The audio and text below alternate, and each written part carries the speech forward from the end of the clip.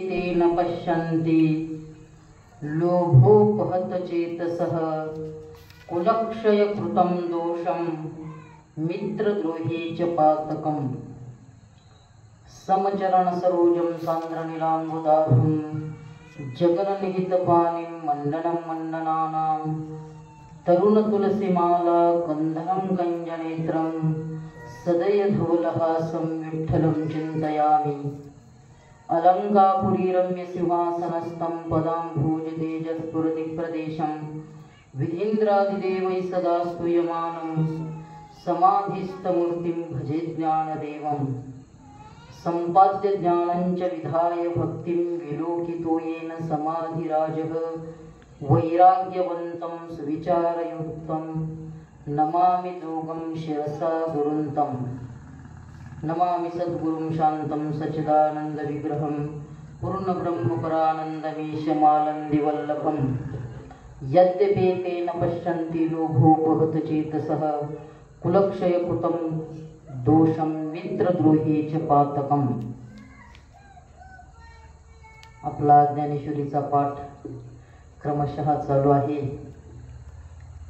बऱ्याच दिवस सोमवारी 2-3 सोमवारी बंद होता। क्रमशः पहिल्या अध्यायातील 38व्या क्रमांकाचा श्लोक चालू आहे, त्याचं चिंतन चालू आहे। भगवान परमात्म्याला अर्जुन सांगतोय। कोण बोलतोय? अर्जुन बोलतोय। कुणाला सांगतोय? भगवान परमात्म्याला सांगतोय। कारण पहिल्या अध्यायामध्ये अर्जुनाचंच बोलणं आहे आणि तेही बोलणं कसं आहे? खेदाचं आहे, रडण्याचं बोलणं आहे आणि समजवण्याचं आहे। कुणाला? भगवंताला। कोण समजतोय? अर्जुन समजतोय। अर्जुन म्हणतोय यद्यपि लोभोपहत चेतसः येते कुलक्षयकृतं दोषं मित्रद्रोहे च पातकं न पश्यन्ति। हा अन्वय। यद्यपि म्हणजे जरा, तो म्हणतोय लोभोपहत चेतसः, लोभाने ज्याचं चित्त काय झालेलं आहे? आकृष्ट झालेलं आहे। काय? राज्याच्या लोभाने। लोभ कशाचा होता त्या ठिकाणी? धनसंपत्तीचा, राज्याचा लोभ। कोणाला होता? कौरवांना। म्हणजे ज्याचं चित्त राज्याच्या लोभाने चित्त ज्याचं आकृष्ट झालेलं आहे, म्हणजे विवेक शून्य झालेलं आहे, विचार शून्य झालेला आहे, असं कशाने झालेलं आहे? लोभाने। आणि कुलक्षयकृतं दोषं येते, कुलक्षयकृतं दोषं, हे जे कौरव आहे, कौरव कुलक्षयामुळे होणाऱ्या दोषाने, कुलाचा क्षय होईल ना। कशामुळे कुलाचा क्षय होईल? जर युद्ध झालं तर कुलाचा संहार होईल। आपण त्यांना मारणार, ते यांना मारणार, म्हणजे कुलाचा क्षय होईल। आणि कुलाचा क्षय झाल्यानंतर कुलाच्या क्षयाने काय होईल? कुलापासून आपणच मारणार त्यांना, त्याच्यापासून उत्पन्न काय होईल? दोष उत्पन्न होतील। आणि हे युद्ध जे आहे ते आपापसातच आहे ना, दुसरं कोणी आहे का? सगळे सखे बांधव आहे ना। आचार्य पित्र पुत्रास तथैव च पितामहान मातुला श्वशुरा पौत्रा शाला संबंधिनस्ततः, सगळे संबंधी मित्र सगळे हेच आहे ना। त्याच्यामुळे त्यांना मारून अजून कोण होईल? मित्रद्रोहेच। आणि मित्राच्या द्रोहामुळे, कारण मित्राविषयी जर द्रोह केला, त्यांना मारलं तर तो द्रोह होईल आणि त्या द्रोहापासून काय उत्पन्न होईल? पातकम न पश्यन्ति, ते काय करत नाही? हे पाहत नाही। कोण पाहत नाही? हे जे कौरव आहे ना, ते काय पाहत नाही? या कुलक्षयापासून, पुढे जर कुल नष्ट झालं तर कुलक्षयापासून उत्पन्न होणाऱ्या पापालाही पाहत नाही। अजून मित्राला मारल्यानंतर त्यांच्याविषयी होणाऱ्या द्रोह, त्या द्रोहापासून उत्पन्न होणाऱ्या पापालाही पाहत नाही। कशामुळे पाहत नाही? लोभोपहत चेतसः, लोभाने त्यांचं चित्त काय झालेलं आहे? विवेक शून्य झालेलं आहे। एखाद्याच्या अंतःकरणात जर लोभ उत्पन्न झाला तर तो लोभ उत्पन्न झाल्यानंतर तो लोभ आपल्या अंतःकरणातील लोभ शांत करण्याकरता तो येणं केनं प्रयत्नाने प्रयत्न करतो, काहीही करतो, चोऱ्या करतो, दरोडे मारतो, परंतु त्याच्याविषयी काय परिणाम होईल त्याचा विचार करतो का? तसं हे कुणाचं झालंय? कौरवाचं. काही करतो, चोरी करतो, मारी करतो, परंतु कशामुळे करतो तो? हे सगळं लोभाने. कारण हे जे विषय आहे ना, हे विषयच आपलं अंतःकरण विवेक शून्य बनवतात, म्हणजे विचार शून्य बनवतात. आणि मग त्यांची बुद्धी ही कौरवाची गायनी झालेली आहे. लोभोपहत चित्तः, त्यांचं चित्त लोभाने, राज्याच्या लोभाने काय झालेलं आहे आणि विवेक शून्य झालेलं आहे. त्याच्या पुढल्या पापाला ते काय करत नाही, विचारच करत नाही. कसं? ज्ञानोबरायतेनं सांगतात, हे अभिमानामध्ये भुलले, जरी पा संग्रामा आले, तरी आम्ही हित आपुले जाणावे लागे. जरी हे अभिमानाने, स्वतःच्या अभिमानाने, शक्तीच्या अभिमानाने म्हणा, संपत्तीच्या अभिमानाने म्हणा, हे काय झालेत? भुललेत, विसरलेत. तर जरी पा संग्राम आले, भुलले आणि संग्राम म्हणजे युद्धामध्ये काय झाले? आले. वेडे होऊन भुलले आणि या ठिकाणी काय झाले? ते आले, युद्धाला आले आहेत. तरी आम्ही हित आपुले जाणावे लागे. हे येडे झाले म्हणून त्यांच्या बरोबर आम्ही येडं व्हायचं का? असं कोण कोणाला म्हणतंय? हे ध्यानात ठेवा. अर्जुन देवाला म्हणतोय ते येडे झाले, मग आपण येडे व्हायचं का? युद्ध आले तरी पण आम्हाला आमचं हित कळतंय ना. काय? तरी आम्ही हित आपुले जाणावे लागे. आम्ही आमचं हित पाहिलं पाहिजे ना. त्यांना नाही कळत हित कशात आहे. कोणाला? त्या कौरवाला नाही कळत. ती वेळेच झालेली राज्याच्या लोभाने.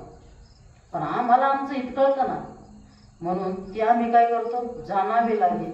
म्हणून ते आमचं हित आम्हाला पाहावंच लागेल. जाणावे लागेल म्हणजे पाहावंच लागेल ना. हे कैसे करावे? अर्जुन म्हणतो, हे ऐसे कैसे करावे, जे आपुले आपण मारावे, जाणताची सेवावे काळ कुठं. हे ऐसे कैसे करावे, हे असं कसं करावं बरं? कसं? जे आपुले आपण मारावे, असं कसं करावं? आपलं आपणच मरायचं. हे असं होऊ राहिलं ना. आपल्याला कळतंय आणि आपणच आपलं मरायचं. कसं? जाणताची सेवावे काळ कुठं, म्हणजे जाणून काळकूट सेवावे. काळकूट म्हणजे काय? विष. आपल्याला कळतंय यांना काय, हे घेतल्यानंतर आपण मरणार, आपण मरणार आहे. मग का घ्यायचं ते? ही रोगरची बाटली आहे, काय इंडोसल्फाइड असेल, काय असेल, काय असेल, XYZ. हे घेतल्यानंतर आपण मरणार आहे हे माहिती आहे ना, तरी का घ्यावं? म्हणजे युद्ध केल्यानंतर पाप उत्पन्न होणार, पाप उत्पन्न झाल्यानंतर कुलाचा क्षय होणार, कुलभ्रष्ट होणार. हे सगळं झाल्यानंतर पाप होणार, पापाचा कुलक्षय, धर्म नष्ट होणार. आणि धर्म नष्ट झाल्यानंतर सगळ्याकडे काय होतो? अधर्म होतो. ना अधर्म नष्ट झाला, कुलाचार नष्ट झाला, तर खाली काय राहतं? पापच राहतं. आणि पाप झाल्यानंतर काय? मरण. म्हणून एवढं माहीत असून सुद्धा त्याच्यात का जावं आम्ही? दुसरा दृष्टांत देतात. एक विषाचा दिलाय, विष माहिती आहे ना आपल्याला, मग का घ्यायचं? ज्ञानोबराय दृष्टांत देतात. अर्जुन सांगतोय कोणाला? भगवान परमात्मा. त्याला जसं माहीतच नाही. त्याला माहीत नाही का? त्याला काय माहीत नाही?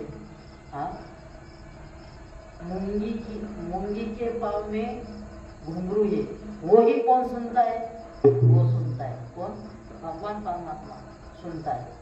ती मुंगी केवढी, मुंगीच्या पायात घुंगरू केवढं, त्या घुंगरातली ते बारीक दाना असतो तो केवढा, त्याचा आवाज त्याला येतो. त्याला हे कळत नाही होय, तरी हे त्याला सांगतोय. काय सांगतोय पहा? हा जी मार्गी चालता, पुढा सिंह झाला अवचिता, तो तवच कविता लाभू आती. अर्जुन भगवान परमात्म्याला सांगतोय. आणि हे ज्ञानोबरायांचे शब्द आहेत. एखादा मार्गाने चाललाय, एकीकडून घनदाट जंगल आहे, एकीकडून ऊस आहे, आणि मधून चालला मार्गी. हा जी मार्गी चालता, पुढा सिंह झाला अवचिता. सिंह समोर आला, अवचिता 1-2 किलोमीटर नाही, पुढा एकदम पुढा आला आणि अवचित आला. मग आपण म्हणतो का काय? नाही नाही, जाऊ द्या त्याला, थांबा. असं म्हणतो का? हा, मग काय करतो आपण? तो तो चुकविता लाभवाती. अर्जुन म्हणतो त्याला चुकवण्यातच काय आहे? लाभ आहे का? नाही नाही, आलाय सिंह जाईल. म्हणजे एखादा माणूस चाललाय, माणसाने त्या सिंहाला पाहिलेला आहे, माणसाने त्या सिंहाला पाहिलेला आहे, परंतु सिंहाने माणसाला पाहिलेला आहे. बारका बापा. आणि जर पाहिला जर असता त्या सिंहाने माणूस, तो उभीची गरजच नसते ना. सिंहाने जर माणूस पाहिला असता तर उभीची गरजच भासली नसती. माणूस रस्त्याने चाललाय, अवचिता म्हटलं ना, अवचित. एखादा मार्गी चालता पुढा सिंह झाला अवचिता, अवचित सिंहाला, आणि त्या माणसाची नजर त्या सिंहावर पडली. मग त्यांनी काय करायला पाहिजे? नाही नाही, जाऊ द्या, थांबा, जाईल असं म्हणून का? तू तिथून लगेच त्याच्या आड होईल तो, माग फिरेल, लगेच यू टर्न घेईल ना तो आणि माग येईल. त्याच्यातच लाभ आहे. अर्जुन म्हणतो तो तव चुकविता, त्याला चुकवणंच हा काय आहे? लाभ आहे. हे दृष्टांत कशा करता दिले हे ध्यानात ठेवा. हे युद्ध चुकवण्यातच लाभ आहे. कारण युद्धाचे सगळे काय आहे? तोटेच आहे. कारण अर्जुन सांगतो ना युद्ध केल्यानंतर काय होईल म्हणून. अजून ज्यानं बरा दृष्टांत देतात. अजून एक काय? हे नाही पटलं तर पहा. असता प्रकाशू सांडावा, मग अंधकूप असरावा, तरी ते थक म्हणू देवा लाभू सांगे. सांग बर देवा, देवा सांग ना काय? असता प्रकाशू सांडावा, असलेला प्रकाश उजेड टाकून द्यायचा. हा, आणि मग अंधकूप आसरावा. कूप म्हणजे कुवा, कुवा म्हणजे काय? विहीर. अंधकूप, आणि ते पण अंधकूप. अंधकूप म्हणजे ज्या विहिरीचा अंधार आहे असं, त्याचा आश्रय करावा. असलेला प्रकाश दौडून टाकायचा. हा, आणि मग कशाचा आश्रय करायचा? अंधाऱ्या खोलीचा. असं घ्या. कूप नाही समजलं तर विहिरीचा, अंधाऱ्या खोलीचा आश्रय करायचा. तरी तेच कौन देवा लाभवाती. सांग बर देवा, तिथं कोणता लाभ आहे? मग त्या ठिकाणी काय ते वाचता येईल का? लिहिता येईल का? कोणता व्यवहार करता येईल का? ते तसंही मग तशा प्रकारचं मी युद्ध केल्यानंतर. ज्ञानोबा रायच्या ज्ञानेश्वरीमध्ये दृष्टांताची रेल चेले पुढे दृष्टांत सांगतात. ज्ञानोबा का समोर अग्नी देखोनी, जरी न वचिजे ओसंडोनी, तरी क्षणा एका कवळणी जाळू शके. का समोर अग्नी देखोनी, समोर काय पाहिलंय? अग्नी. अग्नी जरी न वंचिजे ओसंडोनी, त्याला जर आपण जर बाजूला जर नाही झालो तरी क्षणा एका कवळूनी जाळू शकेल. तो एका क्षणात आपल्याला काय करेल? कवळेल आणि काय करून जळून टाकेल. एखादा मनुष्य आहे, आग लागलेली आहे. आग लागल्यानंतर नाही आग त्या तिथं येईन, आपण इथं ये, आग तशी तर थोडं गरम लागायला लागलं, जर बाजूला नाही सरकला तर तो एका क्षणात त्याला कवळून घेईल. कसं? जरी इकडं आग आली, जर त्या आगीत काय काय काय मिळतात, एखादा स्फोट झाला त्या आगीत, तर जेव्हा स्फोटात ते काय जिथं आग आहे तेवढेच येतील का? त्याच्यात अनेक घेऊन नाही, अनेक येतील आणि ते जळून काय होईल? भस्म होईल. तसं ही एक युद्ध म्हणजे काय? भगवंता आग आहे, आग ती कोणाला नष्ट करेल सांगता येईल का? आणि किती वेळ लागेल त्याला? तरी क्षणाएकी कवळणी जाळू न शकेल. म्हणून त्या आगीला बाजूला सारण्यातच काय त्याच्यातच फल आहे ना. नाही तर आगीला कवळण्यात फरक कळेल का? आणि तुम्हाला काय सांगतोय? उत्तिष्ठ. हा, काय म्हणतोय?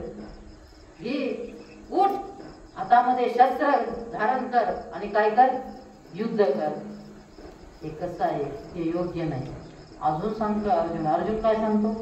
कथम ज्ञेयमस्माभिः पापादस्मान् निवर्तितुं कुलक्षय कृतं दोषं प्रपश्यद्भिर्जनार्दन. काय होईल? अर्जुन म्हणतो जर युद्ध झालं, हे जनार्दना, जनार्दन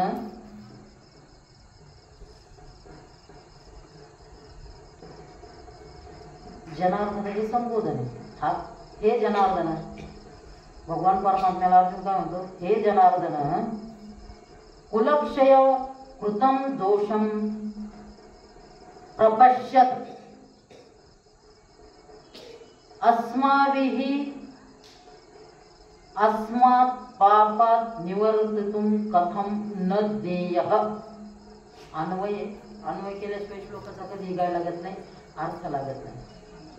म्हणून हे जनार्दना, कुलक्षय कृतम दोषम, कुलक्षयापासून होणारा जे दोष आहे, जे पाप आहे, कुलक्षयापासून कुलाचा क्षय झाला असता, कुल नष्ट झाला असता, त्याच्यापासून होणारा जे दोष आहे, तो पाप आहे, आम्हाला दिसत असूनही, अस्माभिः अस्मात, आम्हाला दिसत असूनही, दिसतं ना, कारण कुलाचा कुलक्षय झाल्यानंतर त्याच्यापासून काय होतंय, पाप होणार हे आम्हाला दिसतंय, दिसत असूनही, परंतु अस्मात आम्ही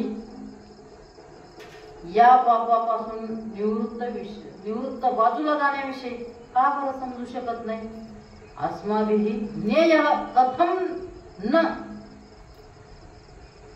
जाणून सुद्धा आम्ही याच्यापासून बाजूला का जात नाही, असं कोण म्हणतोय, अर्जुन म्हणतोय.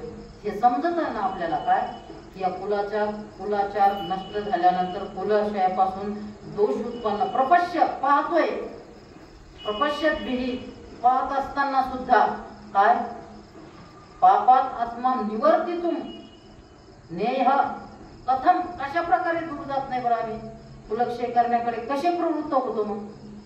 तर अर्जुन सांगतो, ऐसे पात होती अवसरी, म्हणे देवा अवधारी, या कल्मशाची थोरी सांगेल तुझं. काय म्हणतोय, ऐसे पात होती अवसरी, त्या अवसरी म्हणजे त्या वेळेला, त्या अर्जुन त्या देवाला म्हणतो, देवा काय इकडं पाय, काय म्हणे देवा अवधारी, देवाला म्हणतो इकडे तिकडे नको, अवधारी म्हणजे काय, लक्ष दे, म्हणे देवा अवधारी, इकडं लक्ष दे, अवधारी, या कल्मशाची थोरी सांगेन तुझं.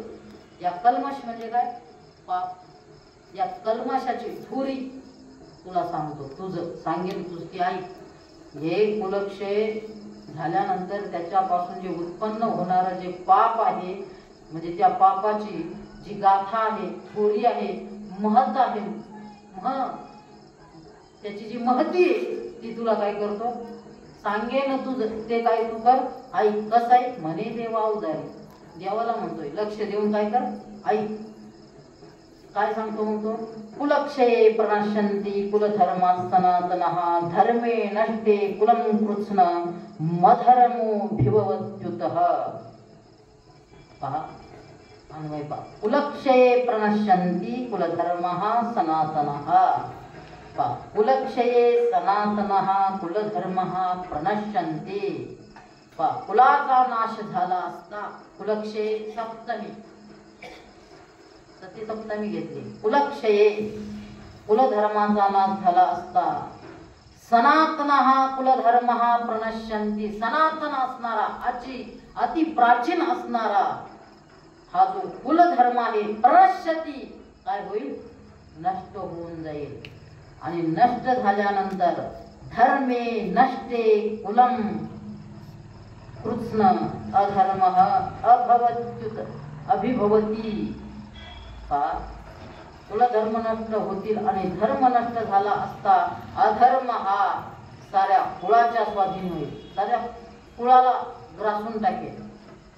कारण कुल ज्याचा त्याचा कुलाचार असतो ना, प्रत्येक कुलधर्मात ज्याचं कुल आहे त्याचा जो कुलाचार असतो, आणि तो कुलधर्म कशा प्रकारे नष्ट होईल, युद्ध झाल्यानंतर. कारण आपण आपल्या कुलाचार वाढवण्यातच काय असतो, श्रेयस्कर असतं. कुलाचा जो कुलाचार आहे तो करावाच लागत असतो, आणि कुलाचा जर कुलाचार केला नाही, कुलाचार जर घडला नाही तर आपल्याकडून काय होत असतं, पाप होत असतं. आणि मग कुलाचार झाला नाही तर धर्म नष्ट होत असतो. समजा उदाहरणच जर सांगायचं झालं, आपण एखाद्या गावाला राहतो आणि गावाला राहिल्यानंतर आपण विस्थापित होतो, विस्थापित झाल्यानंतर जर आपल्या पूर्वजांनी आपल्याला आपल्या कुलदेवतेचं ज्ञान करून दिलं नाही, कुलदेवीचं ज्ञान करून दिलं नाही, आणि त्या कुलदेवतेचा आणि कुलदेवतेचा जो वर्षामध्ये कुलाचार असतो, म्हणजे त्या देवीचं पूजन असेल, त्या देवीचं जे नित्यनैमित्तिक कर्म असेल, ते जर घडलं नाही तर आपला कुलाचार काय होतो, नष्ट होतात. म्हणून आपण म्हणत असतो, अरे आपण काहीच पाप केलं नाही, काहीच पाप नाही केलं तरी आपल्याला एवढे दोष का घडावं लागतात, असं का झालं आपल्या कुलात? तर आपण आपले कुलाचार विसरलोय. आपण कुलाचार, आणि त्याच ठिकाणी तर युद्ध होणार होतं, आणि युद्ध झाल्यानंतर किती कोण मरल आणि कोण जगेल हे माहिती का? कारण युद्धामध्ये अनेक लोक मरतात, आणि जे मेल्यानंतर काय होणार, कुलाचार नष्ट होणार. आणि कुलाचार जर नष्ट झाला, सनातन असणारा नाश झाला. वंश परंपरागत जे काही कर्म आलेले आहेत, ब्राह्मणाचं कर्म वेगळं आहे, क्षत्रियाचं कर्म वेगळं आहे, ब्राह्मण वैश्याचं कर्म वेगळं आहे, शूद्राचं कर्म वेगळं आहे. परत त्याच्यात ज्या जाती आहेत त्या जाती धर्मातलं कर्म सुद्धा काय आहे, वेगवेगळं आहे. ते जर कर्म जर नाही घडलं तर तो जुनाट असणारा, अति प्राचीन असणारा, सनातन असणारा कुलधर्म काय होईल, नष्ट होईल. आणि धर्म जर नष्ट झाला, धर्म नष्ट झाला तर काय वाढत असतो, अधर्म. अधर्माभिभवा कृष्ण, हे कृष्ण संपूर्ण काय होईल, हा कुलाचार कशाच्या स्वाधीन होऊन जाईल, तर अधर्माच्या. जर कसा होईल तर ते सांगतात ज्ञानोबा, जैसे काष्टे काष्टमधिजे, तेत वन्ही एक उपजे, तेने काष्ट जात जाळीजे प्रज्वलेने. जर एखादा लाकूड अग्नी जंगलामध्ये एक लाकूड दुसऱ्या लाकडाला घासलं अग्नी निर्माण झाला, आणि अग्नी निर्माण झाल्यानंतर ते दोनच लाकडं जळतात का? मग तिचे म्हणजे अग्नी निर्माण झाल्यानंतर ते दोनच लाकडं जळते का पूर्ण त्या वृक्ष जातीचं कुळ नष्ट होतं? जेवढे याच्यात आले आवाक्यात तेवढे नष्ट होते. वृक्षत्व ही जाती,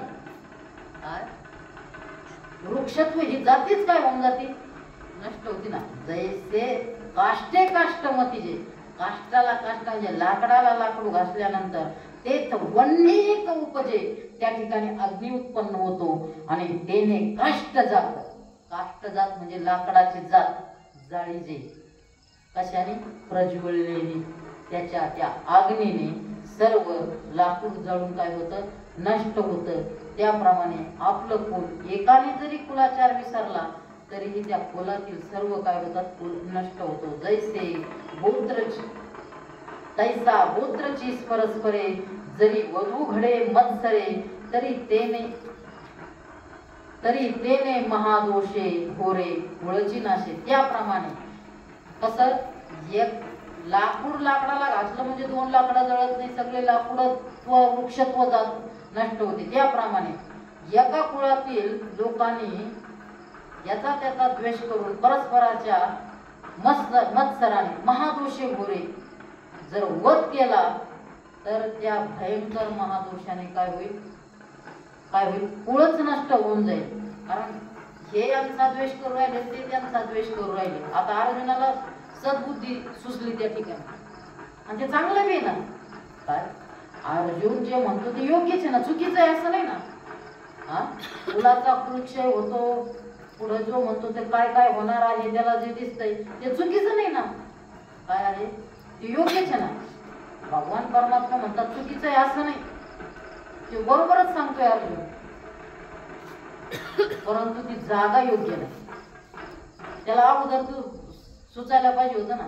त्या ठिकाणी तर अगोदर तर म्हणत होता युद्ध करायचं, शांती नको, शांतीदूत नको, येऊ द्या त्यांना, ते 5 गावं देत नाही. आणि तिथं गेल्यानंतर कुठं सगळ्यांनी हातात शस्त्र धरल्यानंतर युद्धाला सुरुवात होणार, आणि तेवढ्याच तो सांगतोय आता कुळाचार. ठीक आहे, कुळाचार सांगण्याची गरज आहे का? तिथं काय लग्न जोडायचं होतं का युद्ध करायचं होतं? लग्न असल्यानंतर पाहायला पाहिजे याचा कुळ काय, त्याचं कुळ काय आहे. तिथं युद्ध करायचं ना, आता म्हणतो का कुळ नष्ट होईल. तैसा गोत्रची परस्परे, जरी वधू घडे मत्सरे, तरी तेने महादोषे घोरे कुळची नाशे. म्हणून येणे पापे, वंशज धर्मू लोपे, मग अधर्मूची आरोपे कुळा माझे. म्हणून अरे भगवंता म्हणून तुला सांगतो, म्हणून येणे पापे, येणे पापे म्हणजे कोणत्या, या कुलक्षयापासून उत्पन्न झालेल्या पापाने वंशज धर्म लोपे, वंशज असणारा धर्म तो लोपून जाईल ना. मग अधर्मची आरोपे, मग अधर्म काय होईल त्या ठिकाणी, फक्त अधर्मच शिल्लक राहील. या कुळामाजी, या कुळात फक्त काय राहील, अधर्मच शिल्लक राहील. आणि अधर्म जर शिल्लक राहिला तर काय होईल, सगळं पापच होईल. आणि ते पाप कसं होईल, म्हणून येणे पापी, या पापाने वंशज धर्म लोपे, वंश लोपून जाईल. कारण त्या ठिकाणी काय झालेलं आहे, युद्धाला आलेले आहे. कोण आलेले आहे, सगळेच आलेले राहत, नातलग आलेले, त्यांचे नातू सुद्धा आले, पंतू सुद्धा युद्धाला आले होते. मातुला श्वशुरा पौत्रा शाला संबंधीनस्तथा, सगळे संबंधी आले होते. ससूर, नातू, पुत्र, पौत्र हे सुद्धा आलेले आहे. आणि ते जर मेले त्या ठिकाणी तर वंशज धर्म लोपे, वंशाला दिवा राहणार नाही. माणसं सगळे जातील, फक्त काय राहतील, स्त्रिया राहील. आणि स्त्रिया राहिल्यानंतर काय, मग अधर्म रूपे कुळामाजी. आणि मग त्या ठिकाणी फक्त केवळ आणि केवळ काय राहील, अधर्म शिल्लक राहील. आणि अधर्म शिल्लक राहिल्यानंतर काय होईल ते सांगतात. अधर्माभिभवात् कृष्ण प्रदुष्यन्ति कुलस्त्रियः स्त्रीषु दुष्टासु वार्ष्णेय जायते वर्णसंकरः. ते म्हणतात, हे कृष्ण, अधर्माभिभवात् कुलस्त्रियः प्रदुष्यन्ति. हे कृष्णा, हे कृष्णा, पहिल्यांदा कृष्ण म्हणतोय, अभिभवात कृष्ण आहे ना, हे कृष्णा, सारे कुल अधर्माने काय होईल, व्यापल्यानंतर, अधर्माने सगळं कुल व्यापेल युद्ध झाल्यानंतर. आणि मग कुलस्त्रिया काय होईल, कुलस्त्रिया प्रदूषंती, कुलस्त्रिया काय होईल, प्रदूषित होतील, दूषित होतील. आणि स्त्रिया दूषित झाल्या असता, स्त्रीषु दुष्टासु, दूषित झाल्या असता हे वार्ष्णेय, काय म्हणतात, वार्ष्णेय, वार्ष्णेय शब्दाचा अर्थ आहे हे वृष्णी वंशातील कृष्णा, वार्ष्णेय. मग काय होईल, वर्णसंकर जायते, वर्णाचा काय होईल, संकर होईल, वर्णसंकर होईल. आणि वर्णसंकर झाला म्हणजे काय, मग कुल नष्ट राहील का ते, नाही नाही, वर्ण कुल राहणार नाही. हेच सारासार विचारावे, कौने काय आचारावे, आणि विधी निषेध आघवे पारुष्यतेल. हेच सारासार विचारावे. कुळात अधर्माने जर प्रवेश केल्यानंतर सार आणि आसार विचारावे, काय सत्य काय असत्य, सार काय आसार काय, सत्य काय खरं काय खोटं काय, काय विचारावे. सगळे विचार काय होऊन जातील, बंद होऊन जातील. काय आचारावे, कौने काय आचारावे, आणि विधी निषेध आघवे पारुष्यते. आणि विधी काय, शास्त्राने काय विधी सांगितलेला आहे, कसं आचरण करावं, कसं वागावं, निषेध काय सांगितलेला आहे, असं वागू नये, तसं वागू नये, ते काय होईल, पारुष्यतील, सर्व काय होईल, बंद पडतील. आता विधी निषेध म्हणजे काय, विधी निषेध सगळे यम आणि नियम असतात, नियम सांगितलेले असतात. नियम 5 प्रकारचे यम आहे, 5 प्रकारचे नियम आहे. ते यम जातील आणि नियम ही सर्व काय होतील, जातील. कारण स्त्रिया मग दुष्ट आचरण करतील, आणि दुष्ट आचरण केल्यानंतर त्यांची संतती कशी निर्माण होईल, त्याच प्रकारे निर्माण होईल. आणि जरी संतती निर्माण झाली तर मग अभिमान कोणाचा धरायचा, त्या पोराने वडिलाकडल्या कुलाचा धरायचा का आईच्या कुलाकडला अभिमान धरायचा. अभिमान धरण्यात तिथेही अडचण, म्हणून वंश काय होईल, लोकून जाईल. अस्तादी कुदौडीचे मग अंधकारी राहतीजे, तरी उजूची का अडळीचे दयापरी. ज्ञान 12 दृष्टांत देतात. मग कसं होईल, अस्तादी कुदौडीचे, असणारा दिवा काय करायचा, माळून टाकायचा, असलेला हातावरला दिवा विझून टाकायचा. मग अंधकारी राहतीजे, मग अंधारात काय करायचा, कोणताही व्यवहार करायचा. तरी उजूची का अडळीची दयापरी, मग काय अडखळणार नाही का, अंधकार असल्यानंतर, उजेड असल्यानंतर अडखळते, चालता चालता अंधार असल्यानंतर का पडणार नाही, पडणारच असं म्हणतात. तैसा कुळी कुळक्षय होय, तये वेळी तो आद्य धर्मो जाय, मग आन काही आहे पापा वाचुनी, तसा कुळी कुळक्षय उभे, त्या प्रकारे कुलक्षय होऊन त्या कुळातील सनातन धर्म काय होईल, नष्ट होईल. त्यावेळी आद्य धर्म जाय, आद्य धर्म म्हणजे सनातन धर्म, आद्य धर्म काय होईल, नष्ट होऊन जाईल. मग आन काही आहे पापा वाचुनी, मग शिल्लक काय राहील, पापच पाप काय राहील, शिल्लक राहील. मग पाप राहिल्यानंतर काय होईल, मग कुलक्षय होईल ना, पाप वर्णसंकर होईल. कसा होईल, ज्ञानोबा राय ते सांगतात, अर्जुन सांगतो, जै यम नियम ठाकती तेत इंद्रिय सैरा राहटती, म्हणून व्यभिचार घडती कुळस्त्रियासी.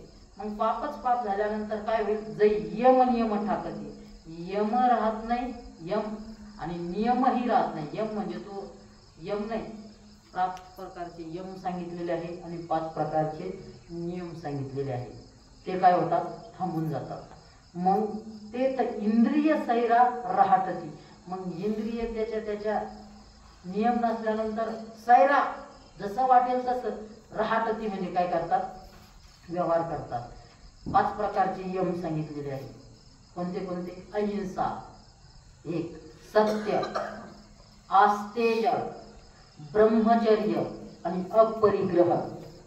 सत्य राहत नाही, अस्तेय सगळं हिंसा, ब्रह्मचर्याचं पालन राहत नाही, अपरिग्रह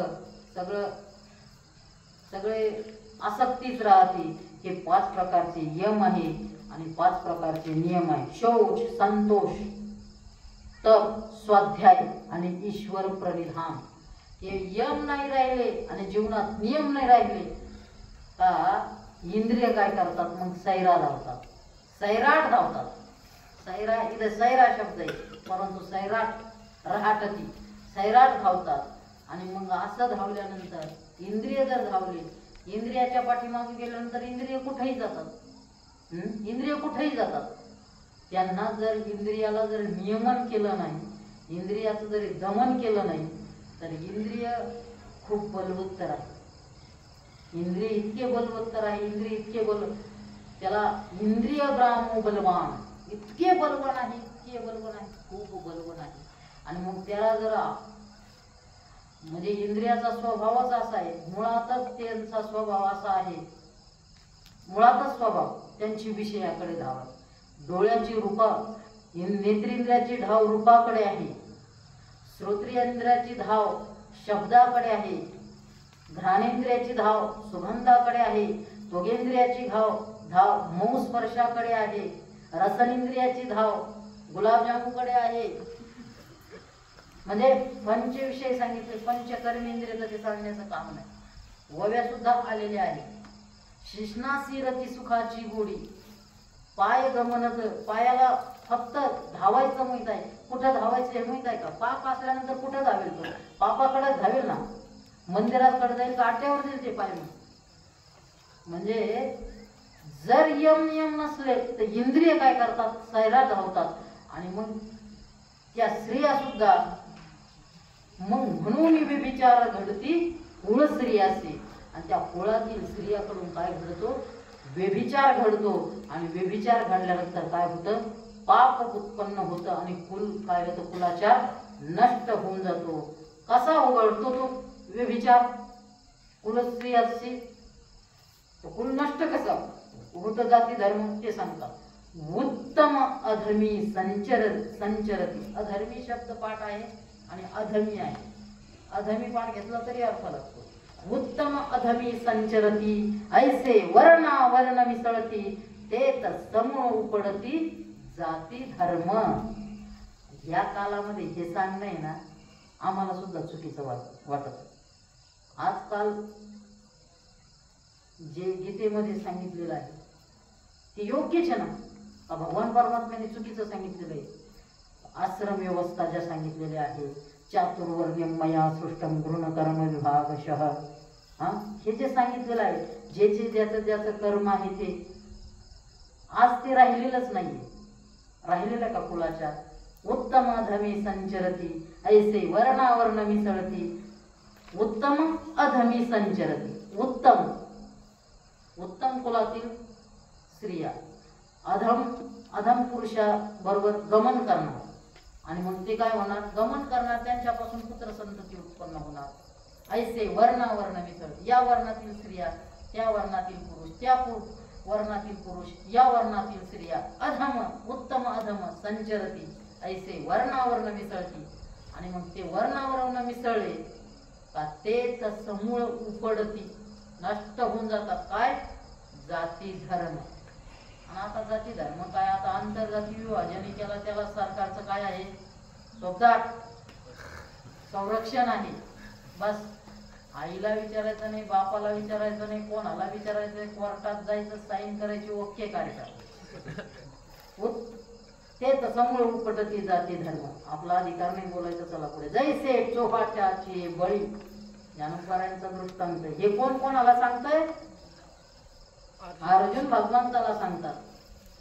जैसी चोहटाची बळी, पायी पाविजे सैरा कावळी, तैसी महापापे कुळी संचरती.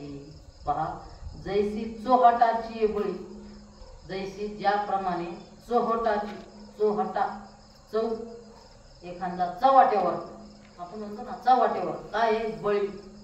एखादा मेलेला जनावर आहे, बळी पडलेला पुढं चवाट्यावर.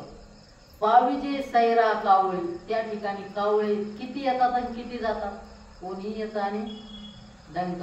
तैसी महापापे कुळी संचरती. काय दृष्टांत, त्याप्रमाणे या ठिकाणी काय होतं, कुळामध्ये महापापाचा काय होतो, संचार होतो. आणि मग महापाप झालं तर काय होतं, संकरो नरकायैव कुलघ्नानां कुलस्य च पतन्ति पितरो हेषां लुप्तपिंडो दत्तक्रिया.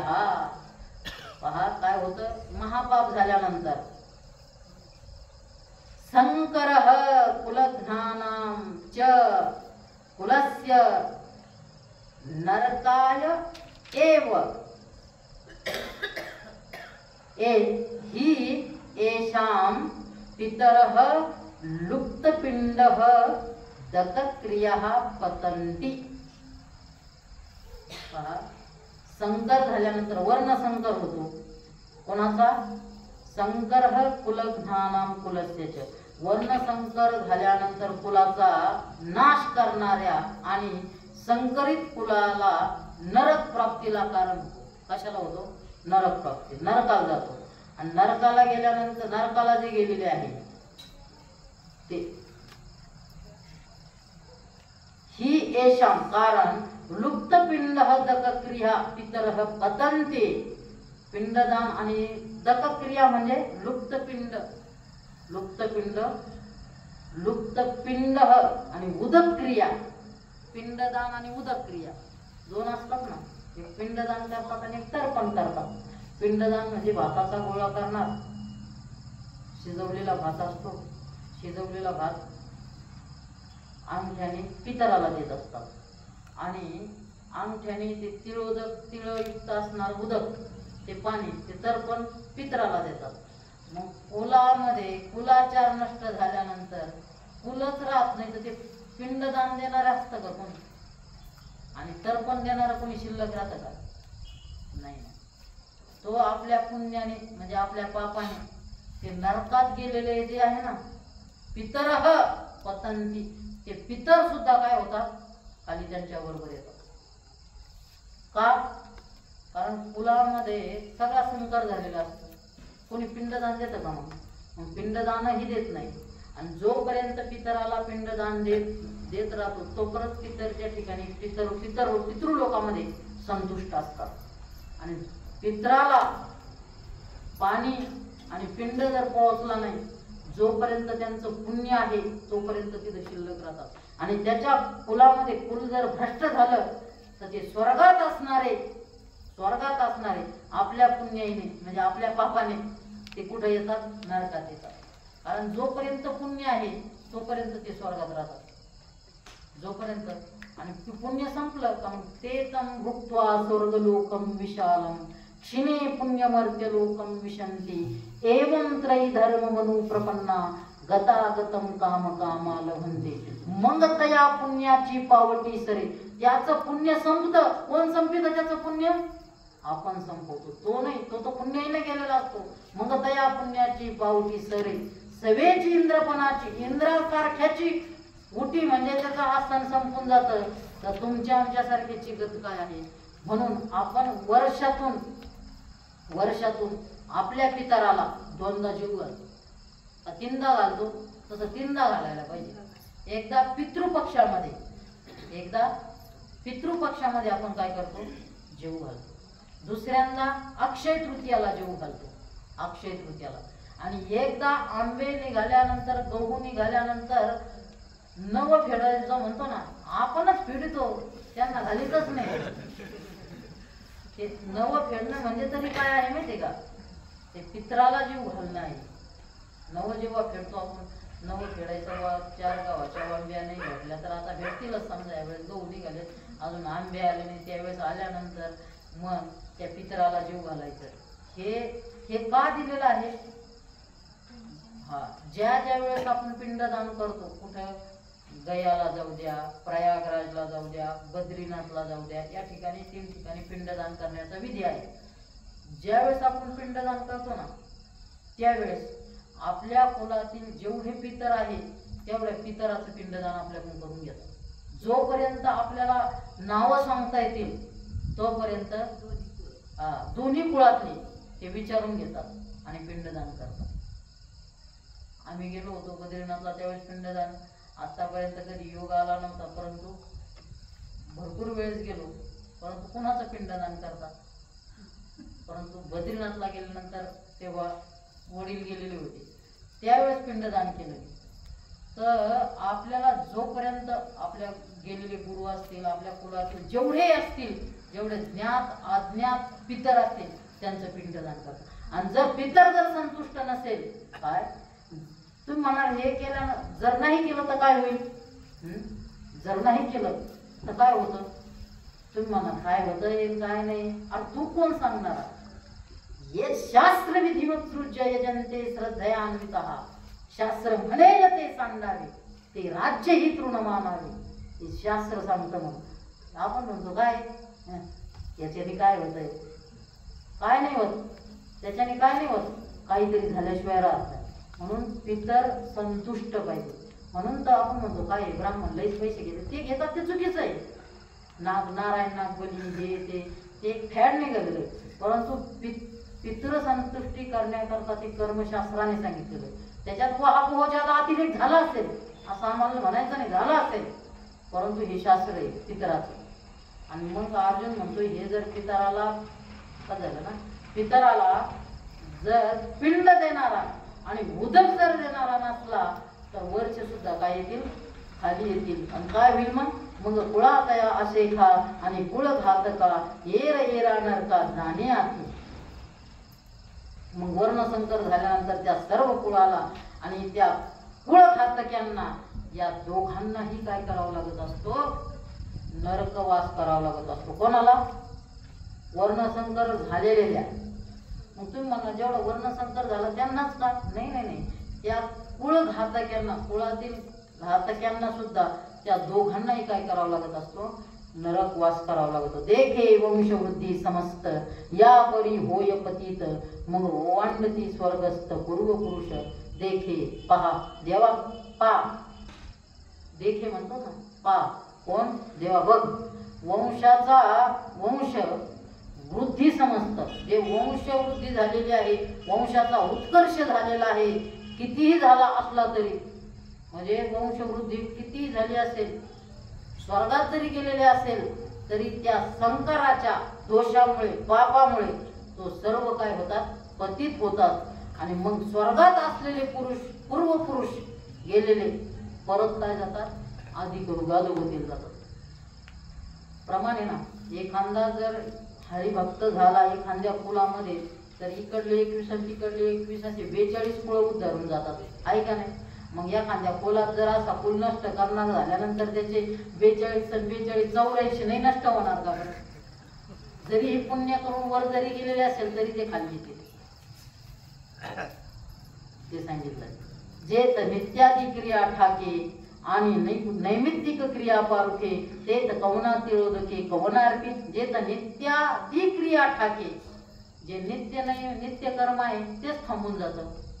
जे कुलाचं नित्य कर्म आहे, कुलीचा कुळाचार आहे तो पाहिजे ना, कारण कुलाचार वाढवण्याचाच महत्व आहे ना.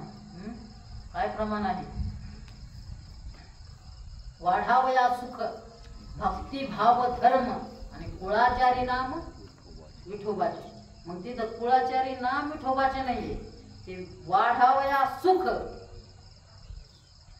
वाढावया भक्ती, वाढावया भाव आणि वाढावया कुळाचार. हे वाढावया विशेषण सगळीकडे लावायचं. मग वाढावया कुळाचार. मग हे कुळाचार वाढू राहिला का कुळाचार कमी होऊ राहिला? कमी होऊ राहिला ना. म्हणून वाढावया सुख, वाढावया भक्ती, वाढावया कुळाचार. म्हणून नित्य क्रिया बंद पडतील. नित्य कर्म जसं सकाळी स्नान संध्या ते आचार राहतो का? मग जरी स्नान केलं तर पूजा करतो का? जरी पूजा केली तर कपाळाला तिलक लावतो का? नाही लावत. हे नित्य कर्म आहे, नैमित्तिक कर्म आहे. नैमित्तिक कर्म जे आहे ते स्नान, ग्रहणाची जे कर्म आहे, वर्षातून येणारं जे कर्म आहे, दिवाळी आहे, लक्ष्मीपूजन आहे, हे नैमित्तिक कर्म आहे. दररोज नित्य कर्म जे आहे ते दररोज करणारं ते नित्य कर्म. आणि नैमित्तिक म्हणजे ग्रहण कालामध्ये जे असतं, ग्रहण कालामध्ये ग्रहण झाल्यानंतर स्नान करायलाच पाहिजे, ग्रहण कालामध्ये जप तप करायलाच पाहिजे, ग्रहण झाल्यानंतर दान धर्म केलाच पाहिजे, ग्रहण झाल्यानंतर सगळीकडे स्वच्छता करून पहिलं पाणी सांडून दुसऱ्या नवीन पाणी आणून त्याचा उपयोग केला पाहिजे. लोक म्हणतात मग ते पाणी नव्हतं का पहिलं, धरणात पाणी नव्हतं, त्याला नाही दोष का? त्याला नाही दोष, त्याला नसतं दोष. तांब्यातल्या पाण्यात विष टाकलं प्याला तर माणूस मरतो, धरणात विष टाकलं माणूस प्याला तर मरत नाही का? व्यापकतेत दोष नसतो, परिच्छिन्नामध्ये दोष असतो. वेदांताच्या भाषेत सांगायचं म्हटलं तर परिच्छिन्न हे दोष असतं, दोषरूपच असतं. आणि जे व्यापक असतं ते त्याच्यात दोषच नसतो. वळ्या झाल्या पाहिजे. तेच कवना तिळोदके कवनार्पी. मग नित्य नैमित्तिक कर्मच जर संपल्यानंतर ते तर तिळोदक कवन कोणाला अर्पित, कोण कोणाला ते तर्पण करेल? काही शिल्लक नाही. तरी पितर काय करती कैसेनी स्वर्गे वस्ती म्हणून तेही येते कुळापाशी. तरी पितर काय करते? मग ते पितर तरी काय करतील? त्यांना पिंड तिळोदक याच्या अभावी ते पाप नष्ट होईल. ते पाप तिथं पाप भरपूर होईल. पिंड तिळोदकाच्या भावी ते बिचारे पितर काय करतील? तरी पितर काय करतील? काय करते नाही, भाषा तशीच आहे पण म्हणत असतात तरी ते पितर काय करतील. मग त्यांना पाणी भेटलं नाही, खायला भेटले, ते काय करतील? ते बिचारे ज्ञानोबांची भाषा आहे. कैसेनी स्वर्गी असते. मग ते स्वर्गात कशा प्रकारे राहणार? म्हणून काय करतात? तेही येते कुळापाशी. तेही काय येतात? कुळापाशी येतात. आणि तिथं कुलाचार नष्ट, सगळं पापच असतं त्या ठिकाणी असतं. कसं होतं ते कुळाचार नष्ट? कसा होतो? जैसा नखाग्री व्याळू लागे तो शिखांत व्यापी वेगे तेवी आब्रह्म कुळ अवघे अल्पीचे. तुम्ही म्हणणार मग इथं पाप करताना तिथं कसं काय झालं? जसं ज्ञानोबा म्हणतात नखाग्री व्याळू लागे. व्याळू म्हणजे साप. जर सापाने या ठिकाणी जर दंश केला, इथं जर दंश केला, तो शिखांत व्यापी वेगे. किती वेळ लागतो इथलं विष जायला? वेगे. तसं पायाच्या नखाजवळ जरी नखावरी सापाने जर दंश केला तर तो शिखांत म्हणजे पूर्ण शरीरामध्ये वेगाने पोहोचतो. तेवी आब्रह्म म्हणजे संपूर्ण कुळ अवघे अल्पविजे. सगळ्याला ते काय करतं? कुठून? ब्रह्मदेवापासून आब्रह्म. पूर्वज ब्रह्मदेवापासून जरी पूर्वज असेल तर ते सर्व कुठं जातात? अल्पविजे, पापात बुडून जातात. देव अवधारी आणि एक येथ घडे महापातक जे संग दोषी हा लौकिक भ्रंशू पावे. देवा अवधारी, देवा इकडे लक्ष दे. देवा अवधारी आणि एक येथ घडे महापातक. इथं या ठिकाणी अजून एक महापातक घडतं, जे संग दोषी हा लौकिक भ्रंशू पावे. म्हणजे संघाच्या दोषाने, त्यांच्या संगतीमध्ये जे दुसरे जे असतात वर्णसंकर जे करणारे आहे त्यांच्या संगतीत जे असतात, ज्या कुलात संकाराचा काय झालेला आहे, दोष निर्माण झालेला आहे, त्यांच्या कुलाच्या संगतीने, संसर्गामुळे इतरही लोक काय होऊन जातात, आचार भ्रष्ट होतात. जैसा घरी आपुला वाणी वसे अग्नी लागला, तो आणि काही प्रज्वळला जाळून घाली. जैसा घरी आपुला, आपल्या घरी वाणी वसे अग्नी लागला. वाणी वसे शब्दाचा अर्थ आहे स्वयंपाक घराला आग लागली.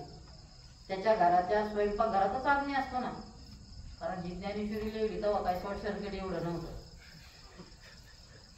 म्हणून शॉर्ट सर्किट नाही घेतो. वाणी वसे म्हणजे स्वयंपाकगृहाला जर आग लागली तर त्याचं घर ही काय होतं, जळून नष्ट होतं. आणि त्याचं घर जर नष्ट झालं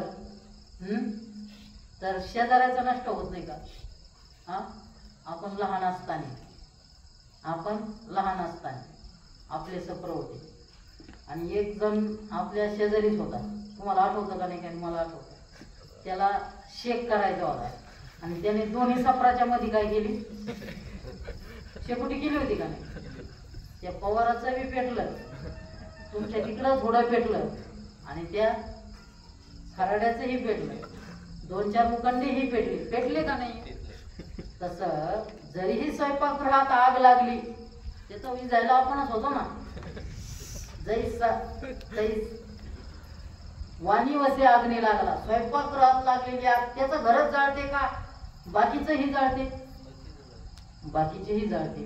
तसं ही आग कशाची लागलेली आहे? वर्णसंकराची आग. ही सगळीकडे पसरते, मग ते संसर्गामुळे सगळीकडे आग लागते.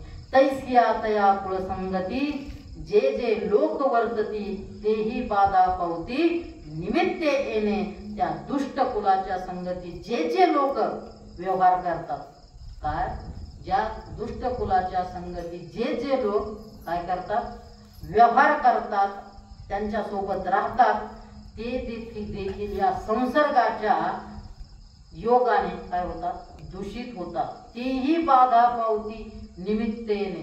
फक्त निमित्त काय, त्यांचा संग. म्हणून माणसाने संग करावा. तो दुर्जनाचा करावा का? नाही. दुर्जनाचं तर नारद महर्षीनं असं म्हटलेलं आहे. नारद महर्षीनं दुःसंग सर्वथैव त्याज्यः, दुःसंग सर्वथैव त्याज्यः. नारद महर्षी भक्तिसूत्रात म्हणत असताना दुःसंगाचा परिपूर्ण काय करावा, त्याग करावा. म्हणून संसारी माणसाच्या जवळ ज्यादा बसू नये.